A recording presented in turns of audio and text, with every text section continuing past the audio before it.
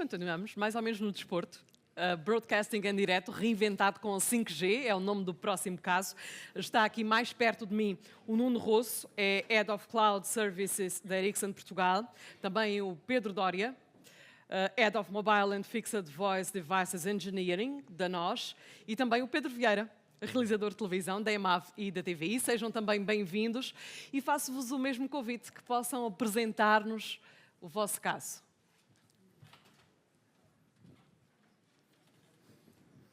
Bom dia a todos. Hoje vim aqui falar sobre um caso que foi feito, um caso de uso inovador, feito em parceria com a NOS, a Ericsson e a TVI. Este caso de uso consiste na cobertura e a transmissão ao vivo da corrida de São Silvestre do Porto, que foi realizada em dezembro do ano passado. E hoje vamos falar aqui um bocadinho sobre como é que teve origem este caso, qual foi, digamos, os conceitos que estiveram por trás, também a implementação, os desafios e quais foram os resultados. E acreditamos que este seja um caso que vá, de facto, mudar a maneira como são feitas as transmissões ao vivo em Portugal. A NOS fez o lançamento do 5G+, portanto, 5G+, é a designação comercial do 5G Standalone, portanto, é o nome da tecnologia, em novembro de 24. E nós, enquanto parceiros tecnológicos da NOS, Ericsson, tínhamos o interesse de demonstrar a conectividade diferenciada e o Network Slicing, que eu irei falar um pouco mais à frente. Portanto, são tudo características do 5G Standalone. A TVI juntou-se, digamos, a este caso inovador e, portanto, fez, no fundo, a transmissão em direto, como eu estava a dizer, da corrida de São Silvestre, num ambiente real e desafiante, porque estamos a falar de uma corrida que vai, portanto, percorrer toda a parte, uma grande parte da cidade, com ambientes um pouco diferentes, túneis, portanto, tem questões de cobertura, público, etc. Portanto, queríamos testar, digamos, a tecnologia até ao limite. E basicamente, pronto, o que é, no fundo, a conectividade diferenciada? Se calhar, usando aqui uma analogia às autoestradas. Vamos pensar numa autoestrada em que temos vários tipos de veículos. Portanto, temos carros normais, temos autocarros com grande capacidade, temos ambulâncias e todos usam as mesmas faixas, às mesmas velocidades e com as mesmas regras de trânsito. Okay? O que é que o Network Slicing permite fazer, sendo uma característica do 5G SA? É fazer com que haja, no fundo, faixas virtuais em que os vários tipos de veículos possam ter a sua faixa dedicada, em que, por exemplo, podemos ter uma faixa para serviços críticos, como, por exemplo, para carros autónomos, cirurgias remotas, por exemplo, ou então uma faixa dedicada à transmissão de vídeo de alta qualidade, com grande capacidade, ou então uma faixa que se calhar não pode ser mais simples e que pode ser apenas para transmissão de, digamos, dados de IoT, em que não precisa ter aquelas latências, aquelas características todas, portanto, mais avançadas. Mas o que é importante dizer é que, desde os consumidores até aos negócios e empresas, uma rede já não serve, uma única rede já não serve. Portanto, é preciso ter uma rede diferenciada e que possa realmente responder a cada um dos use cases que cada uma das indústrias pode originar, digamos assim. Portanto, nós passamos de um modelo não diferenciado, vimos do 4G, okay? Portanto, é um modelo único, em que, e no 5G se continua, e só de facto o 5G standalone é que tem as características que permite ter todas aquelas várias redes incluídas numa única, em que cada uma tem características diferentes, seja de latência, seja de upload, download, bitrates, etc. Portanto, e aqui conseguimos evoluir de um modelo de conectividade em que os operadores conseguem oferecer serviços baseados em SLAs, okay? Portanto, em performance, em resultados. E conseguimos ter, digamos, e os utilizadores conseguem ter um resultado previsível e, do ponto de vista dos operadores, conseguem ter também receitas previsíveis, porque cada um destes serviços depois acaba por ser monetizado de maneira diferente. E nem todos os serviços são de alta performance. Eu falei na questão do IoT, em que realmente pode haver aqui, digamos, uma solução comercial adaptada a este tipo de fluxo de dados, que são realmente muito mais baixos e pouco frequentes. Nós conseguimos ver aqui um pouco os diferentes, para cada use case existe um requisito mínimo, não é, de características de rede, portanto, download, upload. No caso, por exemplo, aqui do live broadcasting, que é o caso que vamos falar, portanto, a questão do upload e latência é especialmente importante para garantir que não há cortes. E depois também o data volume. E um pouco por todo o mundo, o que está a acontecer é que existem casos em várias indústrias e em várias, digamos, empresas em que cada um destas características está a ser utilizado, seja no pagamento, nos terminais de pagamento, sem falhas, por exemplo, seja, por exemplo, a produtividade nas próprias empresas. Por exemplo, estamos a falar num Teams, digamos, Teams+, em que não há falhas, digamos, na transmissão de vídeo, cloud gaming, sem lag free, e o mobile broadcast. Só para referir também a questão do public safety, que é bastante importante, e que temos neste momento a situação também daqui do Ciresp, que acaba por também estar a pensar em evoluir. Portanto, a public safety, defense, portanto, são tudo novas áreas em que podem beneficiar, digamos, do 5G standalone. E com isto passo ao meu colega Pedro para falar um pouco sobre o projeto. Obrigado. Estão a ouvir? Ok. Pego aqui ainda neste slide e, portanto, nós quando lançou o 5G SA, ou 5G+, comercialmente, a ideia que teve inicialmente, trabalhando com a Ericsson, foi de tentar fazer um demonstrador que mostrasse os benefícios da conectividade diferenciada, o Network Slicing. E vão-me ouvir aqui trocar as duas siglas, porque é português e inglês. Pronto. Basicamente, nós identificamos, e aí o ponto de partida foi, ok, queremos um use case exigente, um use case que mostre o máximo os benefícios do 5G+, e como o Nuno mostrou, o live broadcasting é dos mais exigentes, não só ao nível do upload, como também ao nível da latência e do consumo de dados. Portanto, o evento, mais ou menos conhece, isto é na Baixa do Porto, é um percurso de 10 km, tradicional numa São Silvestre. Tinha, como o Nuno também referiu aqui, alguns desafios, desafios de estar na zona urbana, portanto, na zona mais densa urbana do Porto, a zona mais antiga. Também tinha ali o túnel de Ceuta, para quem conhece, portanto, tem ali um túnel que também é sempre um desafio do ponto de vista de cobertura, e foi preciso fazer um trabalho de preparação. Este projeto durou na totalidade um mês, desde o início até à execução no dia 27 de dezembro de 24, em que foi necessário no início inicialmente as equipas da NOS e da Ericsson fazerem uma avaliação da estabilidade do sinal, da estabilidade e dos pontos de capacidade, no fundo, dos pontos de carga correspondem ali à parte da chegada e da partida, porque são as zonas onde tivemos maior concentração de pessoas. Chegamos a ter ali mais ou menos cerca de 30 mil pessoas a acompanhar, entre os 16 mil corredores, mais pessoas que estavam a ver, e a carga é um dos pontos onde o network slicing, ou conectividade diferenciada, pode ajudar, porque vai permitir o isolamento do tráfego. Portanto, como disse, definimos requisitos mínimos. No slide anterior tínhamos requisitos médios, aqui são requisitos mínimos. Fomos fazer, portanto, todo um trabalho de avaliação, identificamos depois uma estratégia para a rede e uma arquitetura operacional. E uma arquitetura operacional porquê? Porque tivemos que integrar equipamentos 5G+, e estamos a falar de dezembro de 24, onde não havia... o ecossistema não mudou, não evoluiu assim tanto desde então, mas não havia comercialmente ainda equipamentos a suportar 5G standalone, portanto tivemos que, a nós, neste caso com a ajuda da Ericsson, tivemos que introduzir quer modems aqui para o suporte desta Modocam, quer os smartphones, quer para a parte do reporter e para a parte da bodycam, para poder suportar a transmissão com o 5G+, e implementando depois conectividade diferenciada. Isto é basicamente um use case de produção remota, em que os 3 feeds de vídeo depois eram entregues em Queluz para entrar na produção global que a TVI fez sobre o evento.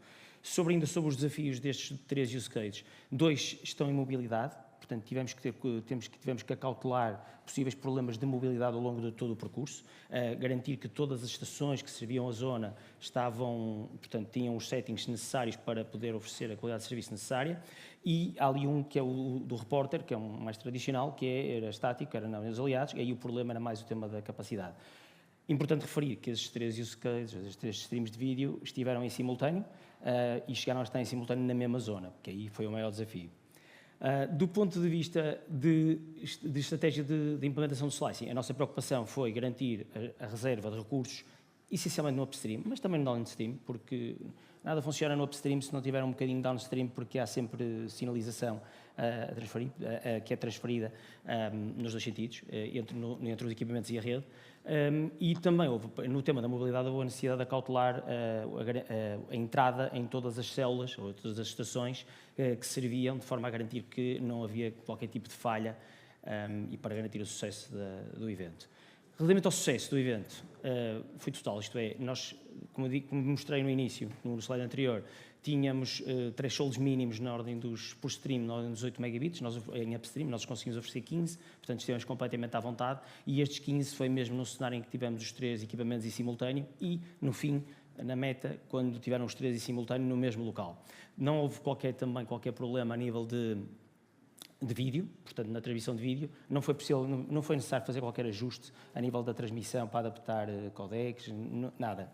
Tudo impecável. No fundo, conseguimos entregar a promessa de fazer o isolamento do tráfego e também a promessa de garantir que a imobilidade deste isolamento era oferecido, digamos assim.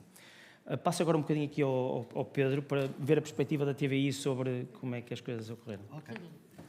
Bom dia. Nós, geralmente, quando fazemos este tipo de corridas, até 5 anos atrás, usávamos um carro exterior e cabelagens, quilómetros de cabelagens, com links fixos com um alcance de 100, 200 metros para andarem sem cabo. Isso implicava,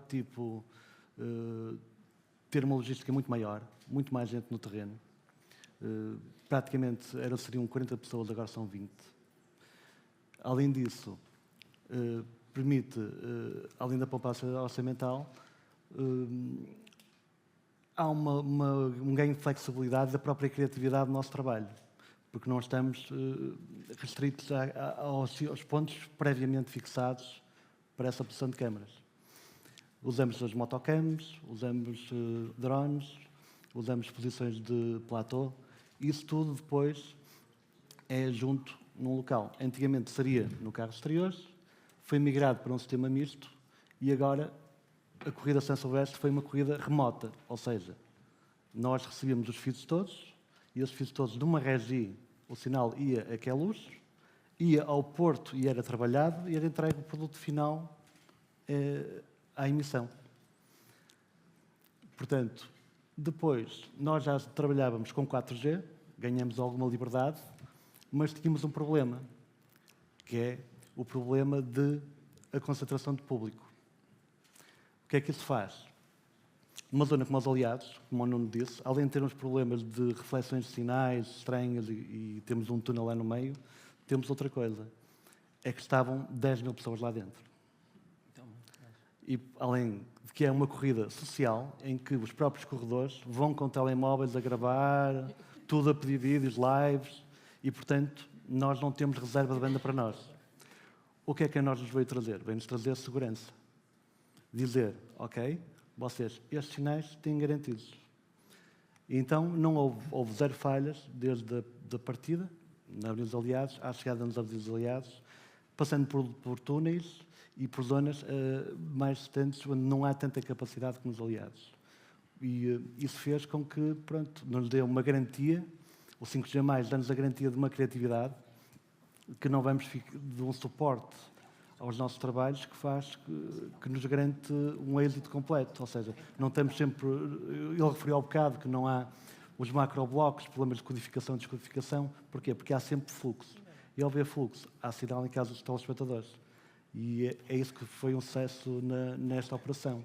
Acho que agora podemos ver o vídeo do evento, se a Regi quiser passar.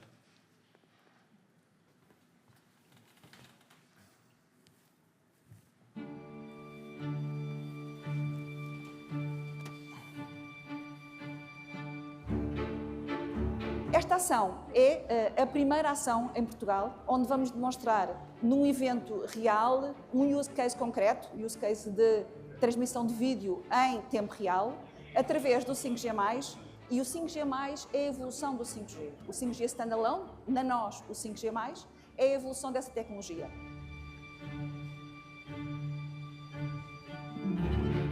Nós neste evento vamos ter transmissão de vídeo em real time, uma câmara que vai num corredor, uma bodycam, vamos ter uma moto também que vai estar a utilizar o 5G+, e vamos ter, por fim, um repórter que vai andar a acompanhar o evento. Estamos no meio de uma multidão e para nós é sempre crítico fazer transmissões nestas condições. Fazer uma experiência destas é abrir uma porta para que as coisas corram melhor e para que não haja sempre aquele friozinho na barriga. Vamos começar a transmissão. Será que isto vai funcionar desta vez? funciona. Acredito que o futuro do broadcast passará por tecnologias com elevada qualidade, elevado débito, com segurança e, portanto, sim, o 5G+, fará certamente parte do futuro do broadcast.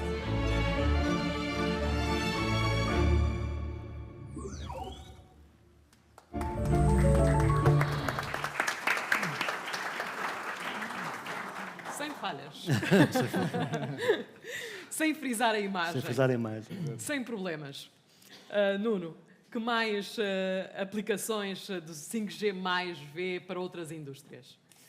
Sim, se calhar começando só aqui ainda com esta indústria, porque nós estamos aqui a falar de um broadcaster como a TVI, mas basicamente com um slice, qualquer pessoa tem um poder com o seu telemóvel de poder fazer uma transmissão em broadcast em direto, não é?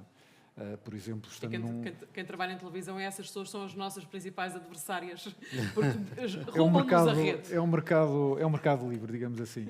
Mas efetivamente a questão do slice aqui nesta questão do broadcast tem muito a ver com zonas em que existe portanto, muitos devices, não é? Muitas pessoas, tipicamente concertos, esse tipo de coisas. E garantir que nessas situações que as coisas funcionam, ok? Mas pronto, falando aqui um pouco de outras indústrias, e eu já temos falado em várias outras ocasiões, a parte, por exemplo, da industrial é bastante importante porque o 5G standalone, é importante ter esta diferenciação entre o 5G e o 5G standalone, vai permitir, de facto, umas latências que consigam fazer, por exemplo, o controle fino de robôs autónomos, por exemplo, numa fábrica, ok? E fazer com que não seja preciso cabos, ok? Portanto, isso é uma grande vantagem logo competitiva para as fábricas, porque, de qualquer maneira, muito rapidamente podem mudar o seu floor plan de produção, adaptar a sua produção a outro tipo de produtos de uma maneira bastante rápida, porque não estão presas fisicamente por cabos. Por exemplo, temos também a parte de infraestruturas aeroportuárias e portuárias, em que efetivamente a parte da logística e, mais uma vez, de veículos autónomos também é bastante importante. Temos também, por exemplo, a parte da saúde, que é super importante, não só por causa da questão das cirurgias remotas, mas, por exemplo, ambulâncias conectadas, não é? Em que efetivamente pode ser transmitido logo através de uma maneira segura e fiável os dados do doente, até vídeo e tudo mais, também usando também a questão do broadcast. Telemedicina, que tem a ver um pouco também mais com as questões do IoT e devices com baixo consumo. Também, por exemplo, a parte de public safety, que eu falei aqui um pouco há bocado, em que efetivamente há uma evolução que há que ser feita do ponto de vista da rede public safety. E claro que estes first responders, este tipo de redes, têm que ter toda a informação, seja em vídeo, seja através de troca de informação e tudo mais. Portanto, existe uma série, é vasto o leque de indústrias, só para dizer também que uma coisa que eu não referi, que além do 5G standalone e network slicing, vai ser possível também fazer a exposição da rede, ter uma função de exposure, o que faz com que developers externos de aplicações possam aceder diretamente à rede e nós, por exemplo, quando estamos a comprar um serviço, podemos já estar a comprar esse serviço já embebido, digamos, de uma conectividade específica. Portanto, isso vai fazer com que os modelos de negócio sejam bastante diferentes do que acontece ao dia de hoje. E isto tudo é conseguido através do 5G standalone. Pedro Doria, e para nós, como é que o 5G+, pode ser usado por nós e para os principais setores? Nós já estamos a desenvolver vários casos, vamos a trabalhar em conjunto com os nossos parceiros, quer parceiros fornecedores, quer parceiros a nível de instituições de investigação, quer a nível de até pequenas e médias empresas e mesmo grandes empresas, e uma das aprendizagens deste caso foi exatamente aprender como implementar nas várias vertentes da oferta que oferece a conectividade diferenciada, vamos por assim, para depois poder implementar em novos casos de uso. Eu posso dar alguns exemplos, já começamos a trabalhar o tema das ecografias remotas, já fizemos alguns pilotos, digamos assim, de ecografias remotas, AGVs também. Vamos a começar a trabalhar o tema dos drones, a condução beyond line of sight, com drones, e que mais? Capacetes cirúrgicos, portanto, para esse apoio a cirurgias, ainda tudo em lógicas de piloto, mas já estamos, portanto, há muita utilização, há muitos cenários de utilização do 5G. Onde talvez quem mande seja a criatividade, onde é que esta mesmo, tecnologia pode ser usada. Pedro, para a TVI tu vês o uso desta tecnologia em mais que tipo de eventos? Olha, por exemplo, a passagem de ano.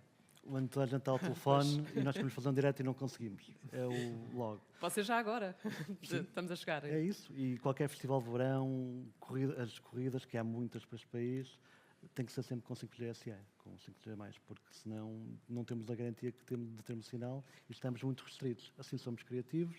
O melhor exemplo que eu posso dar é, estás ali na segunda circular, está tudo parado e tens uma faixa para ti em que tu vais sempre a passar.